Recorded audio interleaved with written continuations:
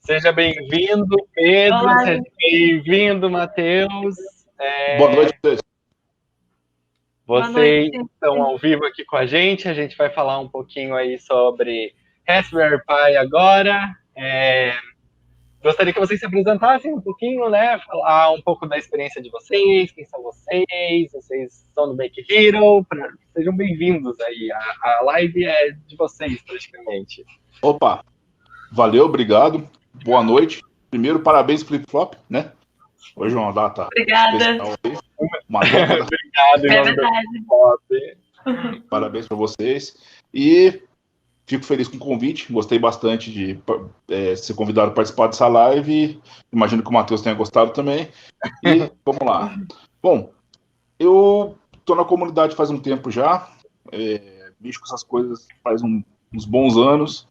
E eu escrevo para o portal Embarcados, escrevo para o blog Flip Flop, como vocês devem saber, escrevo para algumas coisas fora do país também, e minha formação é engenharia elétrica, né, como está escrito aí, porém eu atuo bastante com software. Esse é o meu core, digamos assim, em termos profissionais e também maker, hobbyista.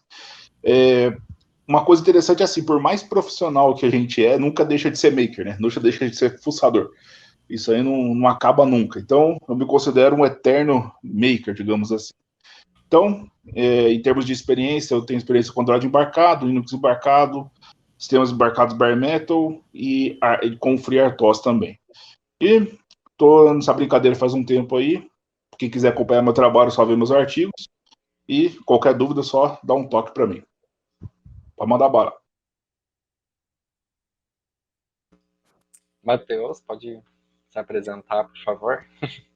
Isso aí, eu sou formado em ciência da computação e também, antes mesmo de me formar, eu já estava aí no Maker, né? Comecei a ciência da computação, o curso que eu fiz era mais para a área de software, né? Então esse mundo Maker foi legal aí para mim entrar também na área de hardware, né? E conseguir aí programar as coisas, né? De uma forma mais fácil, né? Eu sempre falo que o Arduino é a droga de entrada, né? Para o mundo Maker, para o mundo dos sistemas embarcados, né? E aí, desde a minha formação, eu comecei, no meu TCC, eu brinquei com isso, com Arduino, com sistemas embarcados, e aí não parei mais, e aí fui procurando drogas mais pesadas, né?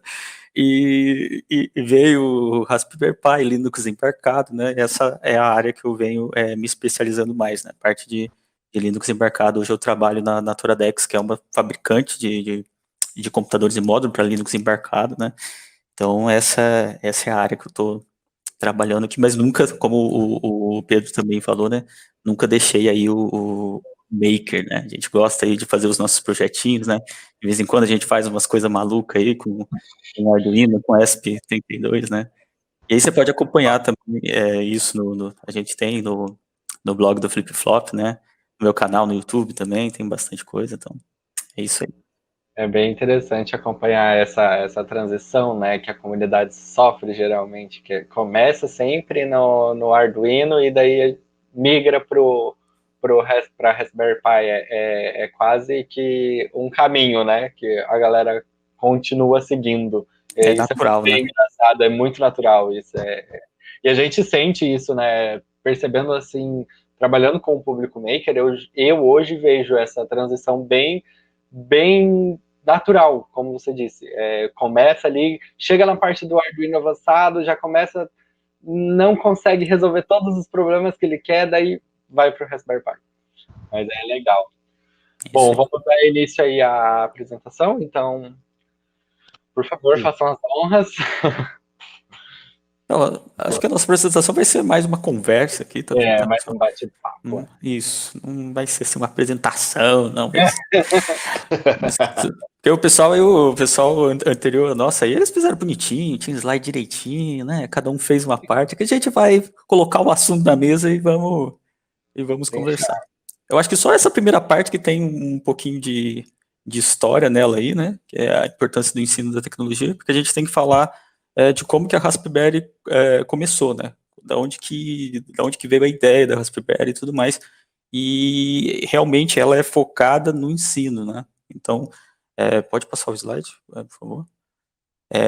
Lá para 1980, 1900 e bolinha, quando a gente tinha aqueles computadores bem velhos, Macs, né? Que eu nem Eu só cheguei a mexer em similares que a gente teve aqui no Brasil, né? Os TK 2000, TK não sei o quê.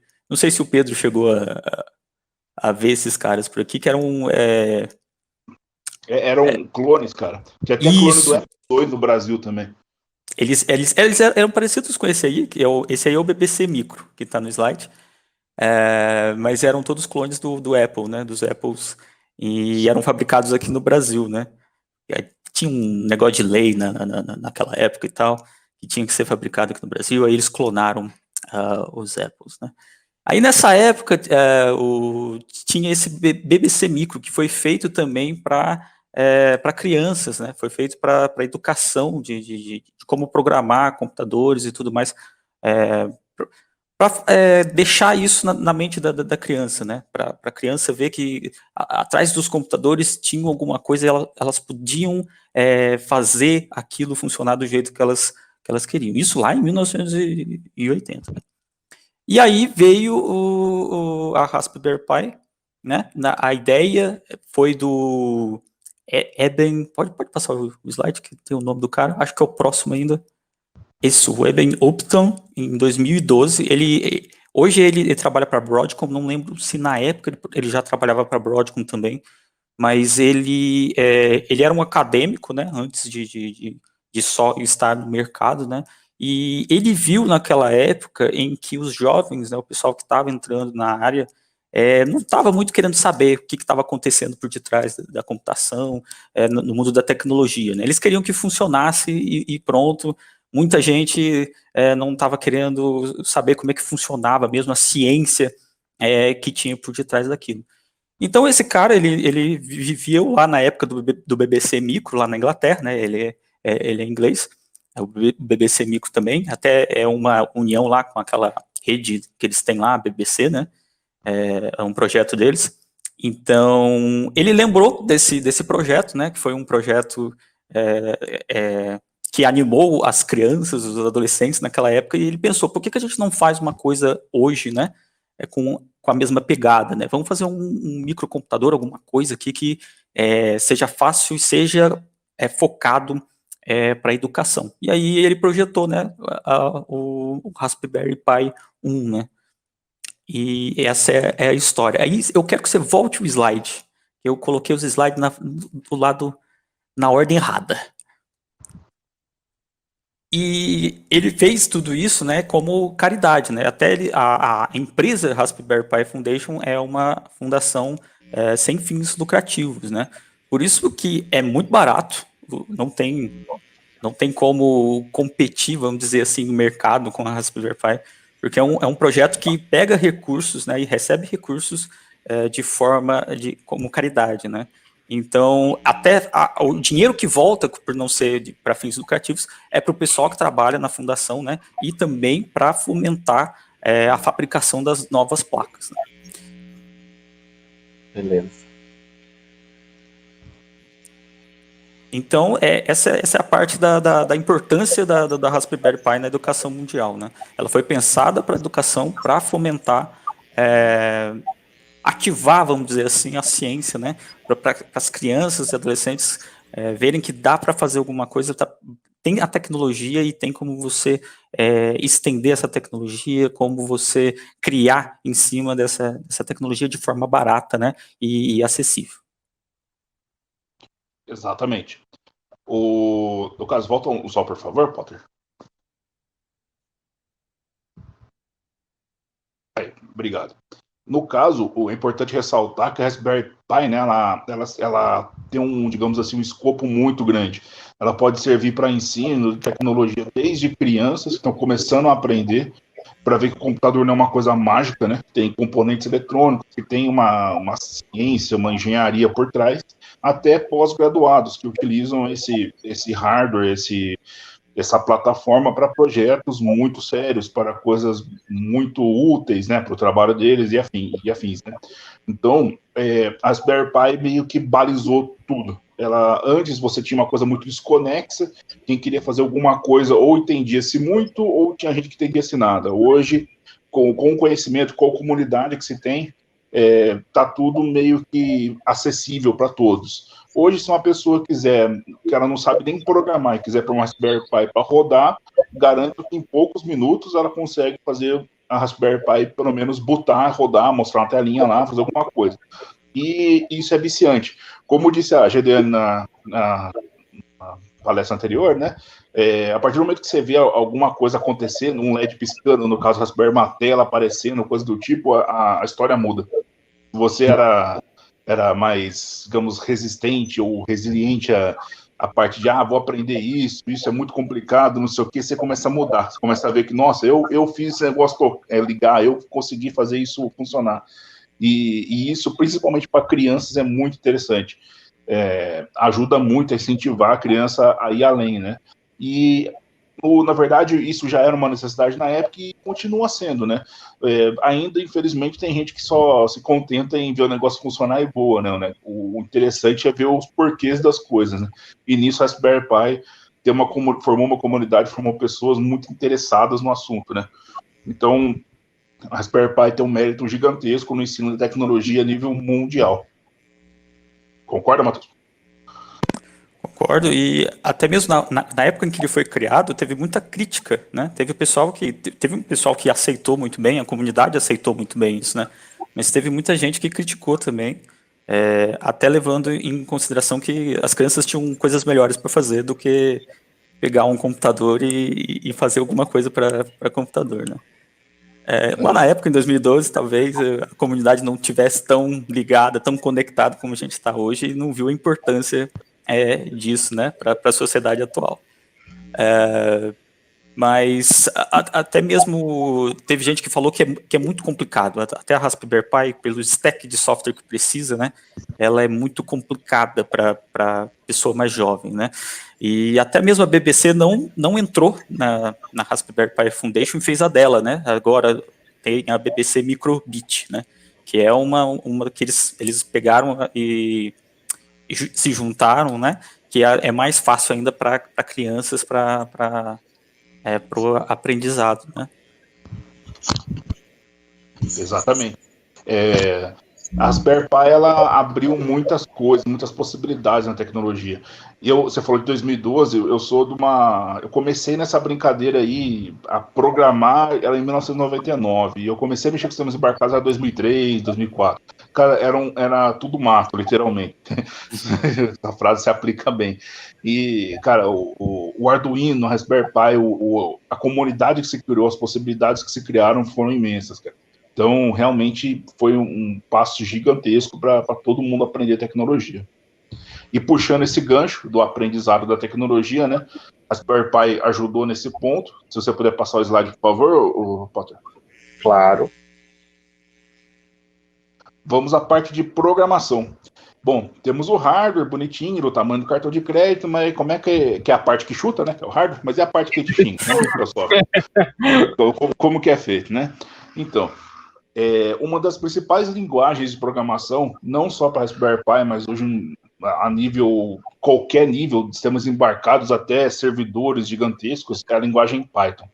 A grande curiosidade da linguagem Python, o grande chamariz dela é ter uma curva de aprendizado muito interessante. A pessoa consegue aprender muito rápido, os programas ficam menores, muito fáceis de ler, e em relação ao C++ da vida, por exemplo, e, apesar de ser interpretado e tudo mais, apresentam hoje em dia um desempenho bem satisfatório, né? A maioria das aplicações. E isso permite que crianças aprendam muito rápido, adultos aprendam muito rápido, não é aquela coisa, aquela barreira que se tinha antigamente, você olha aquele código, parece algo sânscrito, né? Ninguém tem nada. O Python é algo mais acessível, mais verboso, né? E ele veio acrescentar muito, tanto que a grande maioria dos artigos que a gente vê no Flip-Flop, das aplicações de Linux embarcado e tudo mais que a gente vê aí no mundo maker e mundo profissional, é feito com Python. Eu já fiz projetos profissionais mesmo Linux embarcado, onde eu fiz serviços utilizando Python. Ficou enxuto, teve bom desempenho e boa, entendeu? Roda lindamente. Então, a linguagem Python é algo muito interessante para você, se você quiser mexer com Raspberry Pi e programar.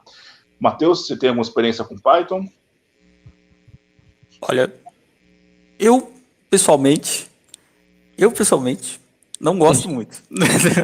Mas não é uma questão, é uma questão realmente pessoal. Eu acho que linguagem, assim, depende muito do foco que você tem, para o que você está fazendo, né?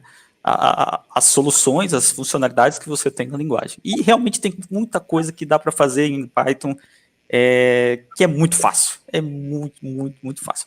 Eu não gosto porque não é C-like. Porque se tivesse as mesmas funcionalidades e fosse C-like, eu ia usar Python direto.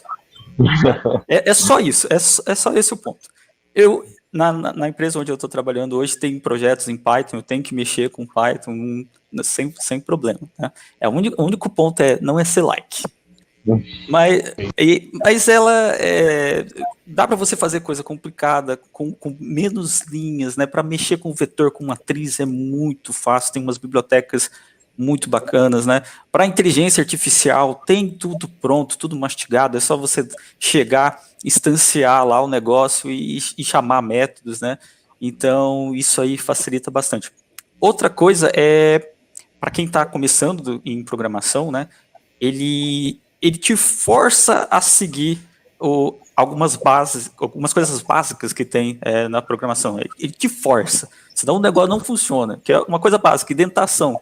Se você não indentar o seu código direitinho no Python, ele não vai funcionar, ele não vai compilar, vai dar erro e tudo mais. Isso é bacana de uma linguagem para quem está inicializando, né? Exatamente. E a parte de indentação, qualidade de código no geral é algo que você nunca para de aprender, né? Quando você começa a escrever código, parece uma linguiça, aquela coisa feia. Para depois vai ficando mais agradável. Mas é verdade, é um código linguiça. Nunca fez isso na vida. Então, quem nunca? Então, o Python... Olha, nem eu que não sou programador já fiz. Então. Vixe, se eu pegar meus códigos quando eu comecei, dá desespero também. Horror. Mas eu deixei no meu GitHub porque eu gosto de sempre assim, todo ano eu vou lá e vejo os meus primeiros projetos que eu fiz de faculdade. Porque assim, passa 1 ou 2 anos, eu volto nos meus projetos e dou uma olhada, eu já penso, nossa, meu Deus, como os meus códigos eram ruins, né? Eu volto lá naqueles primeiros, eu falo, meu Deus do céu, eu escrevi isso. Em relação a Python, eu acho que é um bom caminho de entrada, assim, porque eu vou falar por experiência própria, né? Uma pessoa de marketing programando, para vocês terem noção, né? Eu comecei por C#, então você já imagina o que não saía dentro dos meus códigos, né? Então, só por aí já dá para ter uma noção. Exato. Não, ela é ótima. Para quem está inicializando, eu acho que foi uma escolha muito boa, até mesmo para a área acadêmica, né? Eu vejo bastante pessoal na área acadêmica já trocando as linguagens aí para Python como inicialização à programação. É uma escolha boa.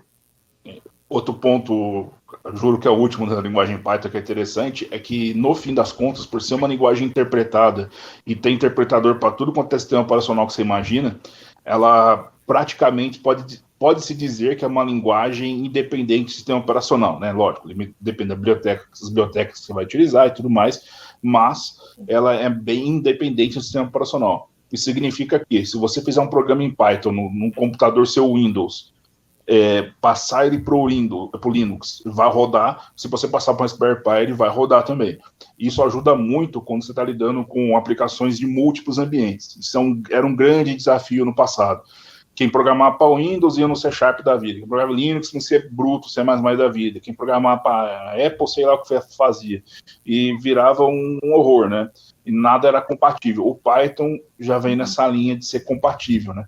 O desempenho, por não ser C-like, ou ser algo compilado, né, não é lá essas coisas quando você vai tratar de coisas massivas. Porém, a facilidade que traz, a portabilidade que traz, ajuda muito. E é muito útil se programar em Python, né?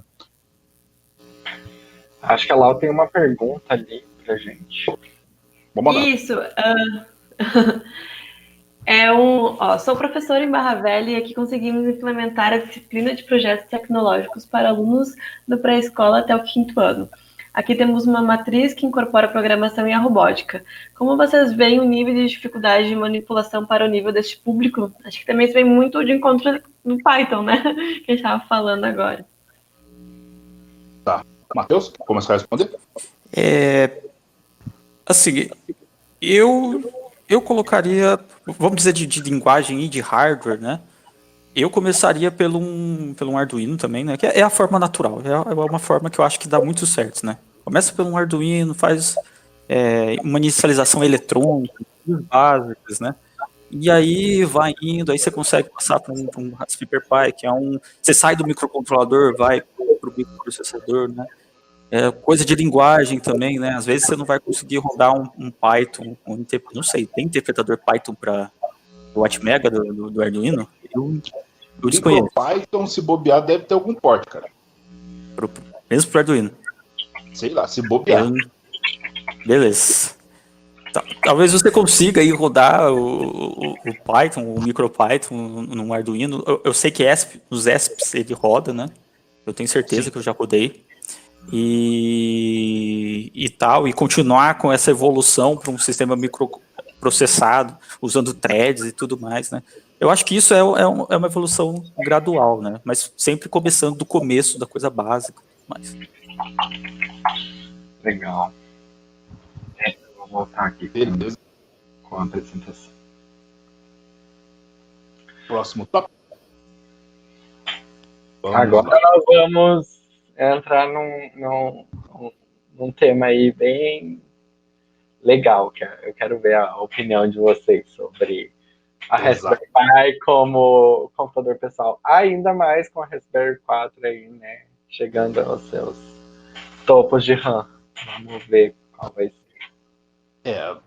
Digamos assim, se você, em geral, na minha opinião, não sei se o Matheus vai concordar comigo, mas se você busca um computador para tarefas gerais, por exemplo, usar um Office, acessar algum site, fazer coisas do dia a dia mesmo, que não são pesadas, edição de vídeo esquece, ficar editando som esquece, coisas básicas. A Raspberry Pi, como computador pessoal, A4, né, principalmente, se aplica muito bem. É pequeno, você pode literalmente levar no bolso, se você quiser, tipo, num case, liga numa TV, num monitor, num teclado e você está usando. Porém, se você deseja desempenho, algo muito robusto, que te atenda, você conseguir trabalhar de casa com ele, trabalhar em qualquer lugar com ele, talvez não seja o melhor caminho. Então, você tem que ter em mente assim, para coisas básicas, ele resolve. Para coisas muito complexas, você tem que apelar para um computador, digamos assim, pessoal completo, um notebook, né, algo assim, né? E uma terceira vertente, se você quiser joguinho, tem bastante coisa também, né? Você conhece, o pessoal usa bastante para joguinho. Mas, para uso pessoal, eu considero essas duas considerações aí. Matheus, você concorda comigo? Concordo, não tenho que falar, não. O pessoal coloca aí que é um computador completo. Realmente é um computador completo. Mas depende muito do objetivo que você vai colocar ele, né? Para coisas básicas do dia a dia, realmente, ele vai funcionar muito bem. Até mesmo o último... Eu já tentei fazer isso com o 3. Para coisas básicas, editar entrar no Google Docs, coisas assim, né? Ou até mesmo usar o LibreOffice, que já vem dele, né? Acessar websites e tudo mais. Coisas básicas do dia a dia, assim, tu consegue usar ele, ok, sem problema nenhum. Agora, se você quiser umas coisas mais fortes mesmo, até mesmo se para aprender a programação, ele é muito bom. Agora, se você quiser forçar um pouquinho mais, rodar, vamos dizer assim, ele roda a inteligência artificial, mas se você quiser fazer um treinamento de inteligência artificial, taca isso para a nuvem. Aí você consegue usar ele de boa. Me veio à cabeça agora um outro uso bastante interessante da Raspberry Pi como um computador, né? Não sei se vocês já viram, por exemplo, você vai num supermercado ou em algum lugar que tem senha, chamada, vem aqui no caixa tal, mostra algumas notícias, aqueles terminais, né, que rodam normalmente televisão, vocês podem perceber que a maioria deles, em laboratórios também. Enfim, todo lugar que lida com o público tem senha, controle, tem mostrar alguma tela, alguma coisa, você pode perceber que roda uma Raspberry lá. Isso é muito interessante. Num passado bem remoto, as pessoas colocavam um computador literalmente lá. Aí o que acontecia? Mudou o computador de lugar. O HD naquela época não existia SSD. Aí ia lá, mexia, o HD zicava tudo, né? Aquele HD mecânico. Quero deixar um negócio lá naquele cantinho. Tinha que achar um jeito de enfiar o computador lá, não sei na onde. Mas gasta muita energia, realmente. Gasta bem mais energia que uma Raspberry Pi. E, enfim, era bem incômodo. Aí depois disso veio aqueles mini PCs, não sei se vocês lembram, eram PCs bem pequenos, assim, voltado para esse tipo de uso, e hoje o Raspberry Pi resolve muito bem. Então, para a grande maioria das aplicações comerciais aí, né, que lida com o público, eu já vi até em elevador, para você ter uma ideia, dependendo do prédio. Mostra notícias do dia a dia, essas coisas, um sistema rodando lá. Para esse tipo de coisa, funciona muito bem. E é barato. Hoje, você não precisa ter uma Raspberry top de linha para isso, né? Dependendo da situação, com uma zero você consegue. E zero é bem acessível. Então, é um uso muito bom, muito interessante, inclusive no ponto de vista financeiro, né? Esse é um ponto interessante, né? Dependendo do uso, né? Se você é um estudante e você quer fazer essas coisas mais básicas, né? Às vezes vale muito a pena você usar o Raspberry como computador pessoal, porque ele é barato. Você vai conseguir fazer um kit aí para usar como computador pessoal com um custo bem baixo, né? Isso. Vocês acham que a gente teria algum semelhante a isso hoje que chegue a um potencial? Eu acredito que não, mas que a gente consiga executar tarefas mais pesadas, assim, algum microprocessador mais potente. Em placas, assim, esses SBCs, em board computer, você disse? Isso, exatamente. Pessoalmente, eu já mexi com aquelas Orange PPC, não sei se já ouviu falar, aqueles Raspberry Pi turbinado, né? Que realmente tem muito mais recursos, muito mais RAM. Processador também tem bem mais core. O desempenho realmente faz diferença, tá? Porém, a comunidade que se tem em volta da Raspberry Pi faz toda a diferença. Por exemplo, alguma coisa que você queira fazer com uma Orange Pi, você como empreendedor, você fala assim, numa Orange Pi eu importo da China, eu pago metade do Raspberry Pi, vamos dizer, exemplo.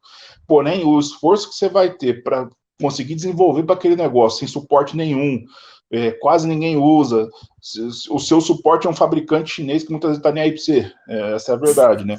Então, não vale a pena. Então, hoje, colocando tudo na balança, tanto suporte, comunidade, usabilidade do negócio mesmo, você não tem um elefante branco na sua mesa, coisa do tipo, realmente a Raspberry Pi compensa mais. Essa é a minha opinião. Eu acho que realmente essa questão de ter um suporte tanto da Raspberry Pi quanto da comunidade, eu acho que vale muito o ponto, né, o contrabalanço em relação a algumas coisas que ainda acredito que, sei lá, na 4B+, aí a gente já consiga ter resolvido para rodar umas tarefas um pouquinho mais pesadas. E falem um pouquinho do que vocês acham do futuro da Rasp. Matheus? O futuro, rapaz, com essa compra a NVIDIA comprou a ARM, né? Vocês ficaram sabendo dessa última, né? Verdade. E a NVIDIA não é muito conhecida, não é bem boa, não se tem uma boa relação com o mercado, né? Eles geralmente pegam as coisas e fecham de uma forma que a comunidade já não consegue trabalhar tão bem, né? Então, quando a NVIDIA comprou a ARM, aí a comunidade ficou bem preocupada com isso, né? E isso deixa o futuro aí um pouquinho incerto, né? De como é que a Raspberry Pi Foundation vai... como é que a Broadcom, né? Que o criador da Raspberry Pi hoje é empregado da Broadcom, né? E tem uma ligação com a Broadcom, né? Como é que eles vão seguir com o processador da Raspberry Pi? Há boatos, e aqui vamos deixar aqui como boatos, tá? Não tem nada certo, É o Matheus falando o que ele acha que vai acontecer, tá? Pode ser que aconteça ou não. Se acontecer, show. Eu voto para isso. Que a Raspberry Pi Foundation siga aí com coisas mais abertas, né? E utilize um processador com uma tecnologia, né? Com a arquitetura RISC-V na próxima versão da Raspberry Pi. Mas é isso aí, só o tempo para dizer o que vai acontecer. Exato. Como futuro, digamos assim, tirando esse lado que o Matheus falou, e considerando que vai existir uma SBC, esse Board Computer no futuro, seja qual processador for, qual SoC for, eu creio que, assim como a gente saiu do computador e está indo para os celulares hoje em dia, é raro são as pessoas que usam o computador para o dia a dia, pessoas que trabalham com coisas diferentes de desenvolvimento, muito pesado, né? Com os celulares resolve muita coisa. Nos sistemas embarcados, eu imagino um movimento do tipo, coisas que antes você precisava de um puta hardware, um monte de coisa, vai acabar se comprimindo numa single board computer. Então eu creio que é uma tendência sem volta. Né? Isso se tratando de aplicações que você precisa no sistema operacional, que é o caso da Raspberry Pi, que suporta o Linux, se não me falha a memória, algumas versões de Windows, né, o IoT Core, e assim vai. Eu imagino que, porque assim, dá muita facilidade e abre muitas portas, principalmente IoT e conectividade. Isso aí é um caminho sem volta, sabe? Então, eu acho que assim, só tem a crescer, independente do software que vai usar, seja o ARM no futuro da NVIDIA, seja, sei lá, qualquer outro. Essa é a minha opinião. Por que eu voto no RISC-V? Porque ele é aberto, entendeu? Eu acho que quanto mais aberto, melhor para qualquer tipo de comunidade, entendeu? Que hoje a gente, não só comunidade, né? Hoje o pessoal muito fala que tem gente que fala, eu ouço o pessoal falar que Raspberry Pi é open hardware. Não é. Né? A gente não tem a Raspberry Pi Foundation não dá pra gente os projetos, né, da placa, né? Então a gente não pode chegar e replicar isso aí, né? Tem licenças ali e tudo mais, né? Então, talvez aí com um RISC-V nela a gente consiga chegar a esse nível de open, né? Tudo open, até mesmo o SOC. Sim, e ao contrário do que alguns possam pensar, todo mundo só tem a ganhar com isso, né? Quando você abre as coisas para a comunidade, você cria uma comunidade não só de desenvolvimento intenso, mas de teste intenso. Então, a parte de segurança ganha com isso, a parte de desenvolvimento, estabilidade, tudo só ganha com isso. Então, a visão que algumas empresas têm de fechar a coisa só abre mais problemas para ela. Exemplo, uns anos atrás, você tinha um bug de segurança, num sistema operacional fechado, um abraço, né? Você tem que esperar a empresa manter e se manter. Se um dia vai corrigir. Hoje em dia, você pode ter um bug de segurança, como foi descoberto uns bugs graves, não sei se vocês lembram, daquelas questões de tempo de execução de uma instrução, aí começar, eu não lembro o nome dessa técnica, mas pelo tempo lá, ele media o tempo no processador e por execução, eu não lembro o nome, mas enfim, a partir do assembly da história ele conseguia tirar dados do PC, coisas do tipo, a Intel sofreu com isso. E teve patches, lógico, não vai corrigir um problema de hardware, mas teve patches que contornaram isso nos sistemas abertos. Então, em pouco tempo, se isso fosse no passado com o sistema fechado, um abraço, entendeu? Não, e o pior, a falha já está no hardware há muito tempo. Exato. Foi porque pesquisadores acharam a falha, colocaram ela em público, que aí eles tiveram que fazer alguma coisa. Olha, vamos ter que consertar esse negócio aí, entendeu? Que acharam a nossa falha. Às vezes, num projeto de open hardware, né, numa arquitetura aberta, né, o projeto já está ali. O pessoal não precisa fazer engenharia reversa para estudar aquilo. O pesquisador vai lá e vê o código mesmo, vamos dizer assim, do hardware e consegue achar a falha com muito mais facilidade e propor uma solução de software ou de hardware, né, para as próximas versões. Então, todo mundo ganha, né? Exatamente. Se quiser ir para o próximo tópico. Na realidade, a gente vai trazer uma pergunta aqui. Como construir do zero meu próprio broker MQTT para servir como uma plataforma semelhante ao Ubidots ou ThinkSpeak? Essas são ferramentas de terceiros. Quais seriam os primeiros passos? Bom, primeiro passo, procurar se tem algo assim na internet para você começar a pesquisar. Tem alguns artigos. Acho que é um bom primeiro passo para quem não tem noção do que está fazendo. Não sei se é o caso da pessoa que perguntou. Existem alguns tutoriais de como fazer um broker MQTT numa SBRP da vida, como hospedar um ThinkSpeak. O ThinkSpeak, não sei se vocês conhecem, ele é uma plataforma open source. Você pode rodar ela aonde você quiser. Lógico, não é tão simples, mas é possível. O Ubidots, confesso que eu não conheço. Não sei se você conhece, Matheus. Não conheço.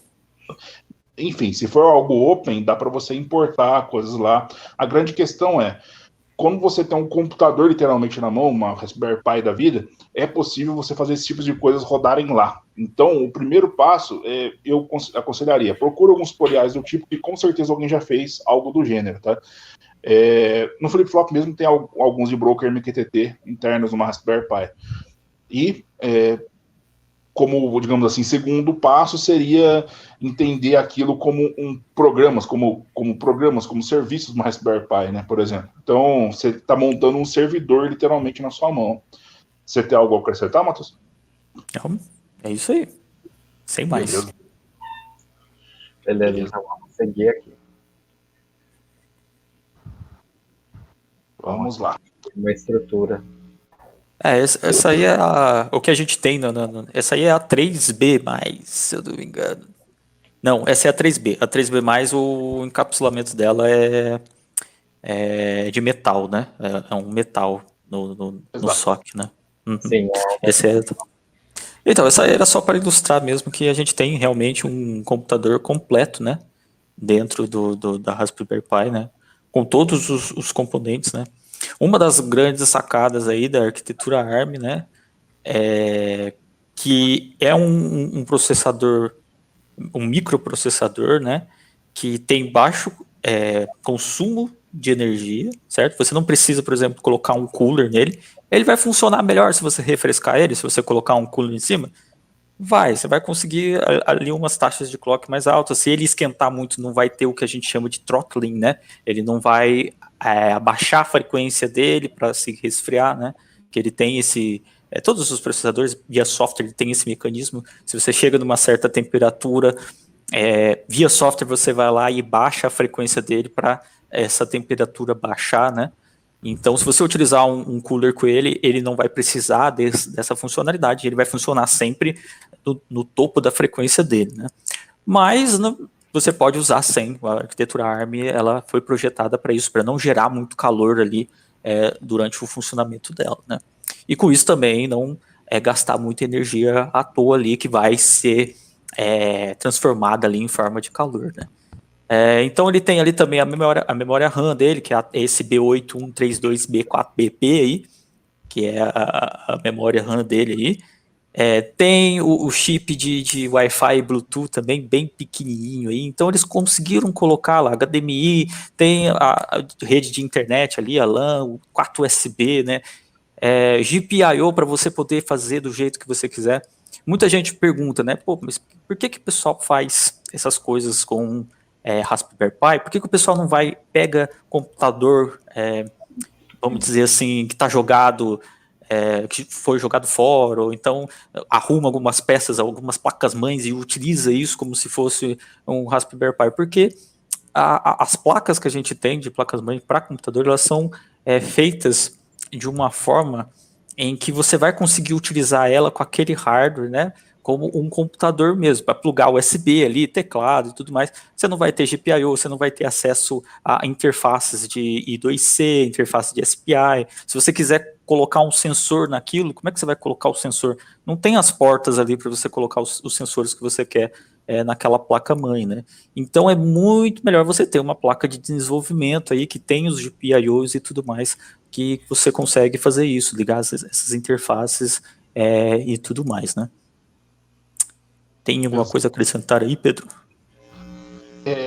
Em termos energéticos, em termos de funcionalidade, se você quiser usar uma placa-mãe para fazer coisas que um sistema embarcado resolveria, é como você pegar um caminhão para carregar uma mesa, uma cadeira. Não compensa, entendeu? Então, o grande, digamos assim, chamariz de usar uma placa de desenvolvimento dessa como a Raspberry Pi ou a BeagleBone, caso você quiser ir para uma outra linha, você vai ter um sistema mais dimensionado para aquilo. Então, a tendência é você gastar menos energia, aquilo ser mais barato, mais fácil de fazer manutenção. A Raspberry Pi, como é muito popular, tem muito mais suporte. Se você pegar uma placa-mãe de um computador, eu já vi gente fazer coisas do gênero, e colocar num robô, por exemplo, e se aquilo quebrar, você vai achar componente aonde? Muitas vezes é uma placa obsoleta. Você vai precisar de uma bateria de carro para alimentar aquilo lá, sei lá. Não vai dar certo. Então, como é que os caras conectaram motor, sensor nessa coisa? cara, já viu a palavra gambiarra? Já. Tá. Você lembra de porta paralela? Você chegou a ver isso? Ah, sim. Então, aí pega da porta paralela, joga para Nossa. o driver e usa serial também para comunicar com outro circuito e fica aquela coisa bonita, né? Entendi. Legal pra caramba, assim. Para fazer um negócio que uma Raspberry Pi faria. Então, não é inteligente você colocar uma placa-mãe para fazer uma coisa que uma placa dessa faria. E energia é uma coisa que hoje a gente não se preocupa tanto, mas no futuro vai ser algo bem crítico.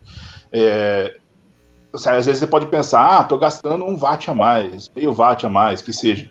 Mas, cara, meio watt a mais, vezes milhões de placas ligadas, faz uma bela diferença. Então, até pensando no futuro, assim, indo para a Raspberry Pi é um caminho bom, sabe? Para computador o pessoal não pensa muito nisso, né? Nos gastos, porque está sempre ligado na tomada, então. Agora, no celular, né? Quanto mais rápido acaba a tua bateria, mais chateado você fica com a marca, né? Com a fabricante do celular, né? Você sabe bem disso, trabalhou com isso, né? Pois é. Então, a gente vê isso na prática, né? A arquitetura ARM foi muito escolhida aí pelas fabricantes de celular por causa disso. Pela eficiência energética que elas têm, né? Então, a sua bateria dura muito mais no seu celular porque você tem ali um processador ARM rodando, né? Nela, né? Não precisa de um cooler ali, você não precisa de um cooler no seu celular para resfriar ele, né? E que mais que eu ia falar, rapaz? Esqueci. Tudo bem. Vamos passar para a próxima, então. Acho que a gente finalizou aqui os slides. Se alguém quiser fazer alguma pergunta, a gente ainda tem alguns minutinhos. Exatamente. Aí a gente vai... Para depois a gente aí receber uma de impressão 3D aí. Também, às vezes, é ligada a Raspberry Pi, gente. Mais uma utilidade para esse negócio. Meu Deus. Eu acho que a Raspberry Pi não tem 1001 utilidades, tem muito mais que 1001 utilidades, né? Não dá nem para ser bombril, realmente. Exatamente. Eu tenho trocentas aqui em casa, usando por alguma coisa. Querem comentar também um pouquinho sobre os projetos de vocês lá no blog? Seria bem, bem legal. Eu acho que o Matheus tem um projetinho bem legal, só que eu não lembro se foi com Raspberry, se foi com Arduino. Aí você me pegou o tapete natalino. O tapete natalino foi em ESP. Foi em ESP 266. Verdade. Então... Aí, tem o tapete natalino e também tem a meia de Natal. Tem a meia de Natal.